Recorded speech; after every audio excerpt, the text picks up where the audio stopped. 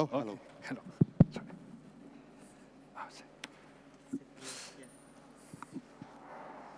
Hi, everyone. I think I would be like moderating the panel and giving my point of view as well, because our friend Gabriel, who was supposed to be here, is a bit sick. So all of you guys are working in the voting industry, right? And all of you guys are doing blockchain? Yes? Okay, so I just want to know from your experience, what are the challenges that you guys faced before working on blockchain and after working on blockchain? You can, yeah. Okay, I start. Hello. Well, we are working blockchain. We start to work on not the real the blockchain as is known nowadays. We start working with some more initial blockchain based on cryptography, but not in a distributed way, to immutabilize all the transactions that were used for internet voting. The idea was that to provide the transactions for the auditors, so everybody can see that all the transactions of the election cannot be manipulated during the election, and then auditors can check that nobody is trying to eliminate any attempt of making fraud in the election. This was pretty early in 2004, and now then we are trying to make this in the current blockchain in a distributed way. We start to work on different blockchains that are public. And in this case, our objective is putting these transactions, this information in a way that is more auditable for everybody. No, it's still in our case, we did not use it yet in any production environment, in any real election. It's something that we see that a good potential, because it's giving not only transparency, not only something important that is in an election, that is to allow everybody to audit what is happening during the voting process, but also because you cannot control this. In the previous cases, what happens is that everything was under our control, and this always generates these doubts, saying, okay, yes, but at the end, you are managing this information. And this is one of the elements that we are using nowadays, and we are promoting for giving more transparency to the voting process. Okay, great. So we don't have a before blockchain, because we start right away like with blockchain, because that was the tool we needed. And our challenges, I think they can be just summarized to usability. Like, how can we make this technology that is so awesome accessible from a smartphone anytime, any place, and how can we make voting as simple as sending a chat, right? And of course that derived to so many other problems, such as scalability, right? How do you make, like, it's easy to make 10 people vote on a blockchain. How do you make 10 million people vote on a blockchain, right? Or anonymity, right? Do you need a computer to create the proof that to anonymize your vote? Or can you use it with a smartphone, right? And then all the education, right? There is all these different ways to deal with technology, with this blockchain, when you're dealing with keys, for example, right? That go against like what users are used to. They're used to delegate responsibility to certain authorities, right? And some way we revert that. So we need to re-educate the user or provide the necessary tools to enable a secure process. So for me, a summary will be just usability. That's the main challenge. Well, in our case, we have no before as well. And we started on blockchain doing those things. And we developed that for the Ethereum Classic Labs acceleration program in the beginning of this year. We developed last year to present it over there. And our challenge was reproducing a kind of election that the same kind of we have in Brazil, to reproduce the usability, how to manage the election, for people having the same feel, don't changing the way they are doing the votes. They identify themselves, they don't go to the place, but they identify themselves on an app, and we try to prove who is the person who is voting, open the session, vote, close the session and count automatically the votes on chain. And it's very important to have the secrecy of and privacy of all votes, but everything being counted all the time. So probably those are the challenges we try to solve. Yeah. So do you guys shuffle the vote on chain? Do you guys do the identification as well? Or you just send the transaction on the chain, whatever transaction you had before? For example, in your case, you were working on e-voting systems before. And basically, where is the blockchain intervening? At which stage is the blockchain intervening? Are you guys, from the beginning, all the identification process is done on the blockchain? Is the shuffling done on the blockchain? Or it's the votes that are just stamped on the chain? Yes. In our case, the main use, the blockchain is participating from the beginning, but more from the point of view of a bulletin board, on putting public information that can be used for auditing. All the part, for instance, all the privacy of the vote, it's more based off-chain, it's based on the protocol, because at the end, one of the limitations that we see in a blockchain is that you can, from our point of view, you cannot 100% protect the privacy. At the end, you are storing votes are encrypted, but the same encryption of the vote is a unique identifier. So somehow you need also to preserve this privacy, not only in the blockchain, but also off-chain.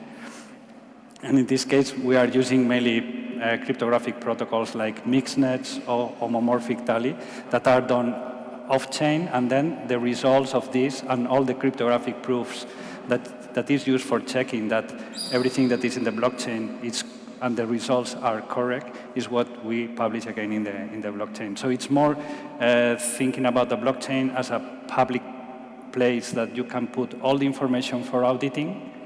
However, we are not delegating the blockchain all the processes that are more related to the privacy of the voters or the generation of all the audit proofs. Okay, so for you, blockchain it's not the core technology. It's an extra that you use to store information online, and that information will be available for everyone. And this is how you see blockchain. Do you see it? Do you see this evolving in the near future, or are you happy with this type of solution? No, I think that it's difficult. There are some parts of the blockchain that I think that are difficult to do. For instance, all the decryption part. It's unless you are delegating the private keys to the blockchain, then you cannot implement this cryptographic part in the blockchain. And when you are delegating these private keys in the blockchain is when you have the risk that there is a collusion and then can decrypt the vote. So there are some things that we think that maybe cannot steal unless appears something new that can be delegated to the blockchain. But in any case, we think that it's positive to have blockchain for other uses, and it's a matter maybe of time or not. But in the meantime, we think that can be used that way. For us, it's actually very different. In our case, the only thing that happens outside the blockchain is the KYC, the verification of that a certain identity can vote. After that, the entire process, for us, it's critical to be trustless, and that means from the moment that the user votes to the moment that the results are computed, this should be verifiable for everyone, right? And the way we do that is like at the beginning. First are the census, who can vote, which basically are the public keys of the user, or a derived version of the public keys. And then during the process, what the user do is to create a zero-knowledge proof that he is part of this census that has already been published. That makes like everyone can see that this transaction is part of the census. But using zero-knowledge proof, which basically allows to obfuscate no information that the user doesn't want to be shared, right? So in this case, all votes are actually in the blockchain, but completely anonymized. And then because all this public is public, there is oracles, or actually any person with a computer can validate and can verify the entire process of the voting, and this is also published back to the blockchain so everyone can have the final results. In our case, we have almost the same process. The KYC is being done before the process. By you guys or by some extra provider? Can be anyone, because it could be connected to the process. A transparent and a trusted person, trusted entity who does the KYC. It just can be connected to the process. After that, the authorization for the opening of the session is being signed by the user. But there's something we consider. We have an organizer of the election because we are using zero knowledge proofs as well. And for doing the setup of the zero knowledge proof, we need an organizer. But we remove all the power of the organizer because he can do just the setup, opening the session, and then closing the session at the end. And that's our setup, and it probably is very similar. Yeah, it looks like everything is being counted, it's being registered. We translated the stealth wallets from Bitcoin to Ethereum for this case. Then we use the stealth wallets for mitigating the problem of identifying people. Then the vote is casted on homomorphic encryption and created zero knowledge proofs just to prove. So that thing can be used or not, depending on the kind of election. And the computation of the election is on-chain as well. So you can qualify yourself as decentralized apps, right? So you have a decentralized Partially app? decentralized. Okay. And you? Are you like a D-app, or you? No, your software is. In our case, it's more centralized. The part that is decentralized is all the audit process, but mainly everything at the end, it's download all the operations. The way that we are auditing this is more based on the zero knowledge proof. So what we are looking for, it's more what is known as software independence. So that way, it doesn't matter that it's centralized or decentralized, because at the end, you can audit that everything is done in the proper way. So now the approach is more centralized from the point of view of giving all the clients or making the counting process. But what is decentralized is all the audit process. Okay. What's really, what I found really interesting here is that all of us have different approach when it comes to blockchain voting. These guys were here way before, I guess, all of us, and they thought that blockchain was a good idea to bring some extra confidence to the voting process by having all the information that they already treat stored in a chain, which is not your chain. So this is where you kind of give away some of your authority and enable auditors to check what's going on. Though the process still, outside of the chain for most of it, and these guys don't think that actually blockchain, for now, can solve the anonymization issues. Like, for those who don't know, NF shuffling, it's a privacy protocol that Zcash is using, I think Monero as well. And it's a way to kind of, it's something that Bitcoin doesn't have, and that privacy coins like Zcash or Monero have, and these protocols can also be used for the purpose of voting. So these two guys here are decentralized apps. So basically they try to do as much as they can on-chain, with or without KYC, and your solution is on phones, right? Correct. And which blockchain are you guys using to? So the system we designed could run on any blockchain that has enough powerful virtual machine. That right now pretty much means Ethereum. But because we can make things so much convenience, there is only part on that on the Ethereum blockchain, and the other part is on a proof of authority blockchain that we run. With the idea that in the future, other migrating this to the Ethereum mainnet, or actually decentralizing our blockchain as well with its own governance or DAOs. But it's the reason we're using a proof of authority right now is just for convenience to develop and iterate fast. We can enable the same transparency properties as it was a mainnet. We just don't have the same resilience. And in our case, because we also do blockchain voting, actually, we built an entire protocol from scratch. So it's really different approach. We built an entire chain with a different consensus mechanism that we think is more suitable for voting, because we think that the consensus mechanism and the chains that are built right now are constraining when it comes to make sure that everything is transparent and everything is fair. So we built an entire chain from scratch. And on top of that chain, you can build the apps. So these guys can, for example, come and build on our chain. And you can build like other apps, like supply chain apps or other type of apps. So have like three different approach.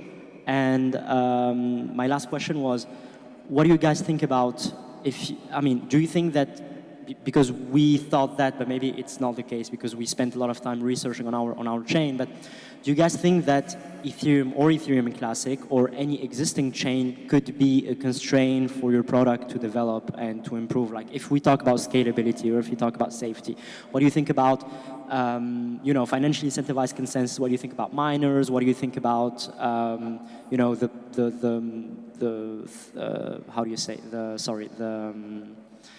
the efficiency and the scalability of these chains? Yeah. I think the scalability and costs, we are very aware about that. And we are using right now Ethereum Classic and Ethereum, but the solution could be built on top of any kind of blockchain who runs the smart contracts, because it's a protocol. So the protocol can be run in any kind of blockchain who runs, has a Turing complete and runs smart contracts. And on our case, we have the prototype running. Last year, we did the election of the Brazilian Fintechs Association. 400 fintechs, they voted on the new board, but they used some kind of open election. It was not a secret election.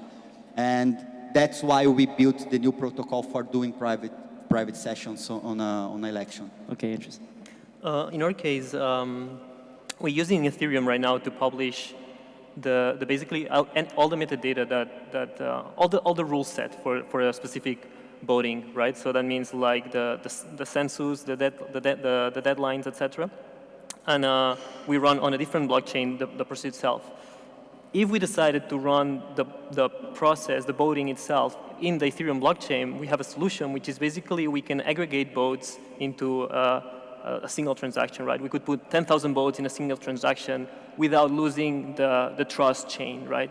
So in the worst case scenario where there is an ICO and it's like a Create the Kitties friends and everything is stuck, if you just can get through like a couple transactions, that will be enough for the process to resolve correctly. So it's not a main deal for us, the scalability of the existing blockchains.